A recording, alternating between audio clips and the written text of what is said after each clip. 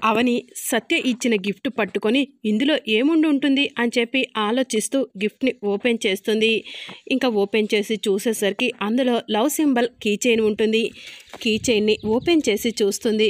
Key చైన్ని open చేసి చూసేలోపు అందులో అవని Srikar photo love సింబల్లో ఉంటుంది. అది చూసి అవని సంతోషపడుతూ మంచి బహుమతి ఇచ్చావు సత్య అని చెప్పి మనసులో అనుకుంటూ దీన్ని నేను ఎప్పటికీ భద్రంగా ఉంచుకుంటాను అని చెప్పి తన కబోర్డ్లో దాచిపెడుతుంది. ఇదంతా కూడా నిహారిక కృష్ణబాబులు చాటుగా ఉండి చూస్తూ ఉంటారు.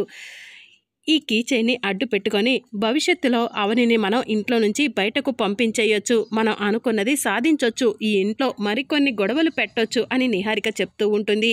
నీ ప్లాన్ ఏంటి బంగారం అని చెప్పి కృష్ణబాబు అడుగుతూ ఉంటాడు.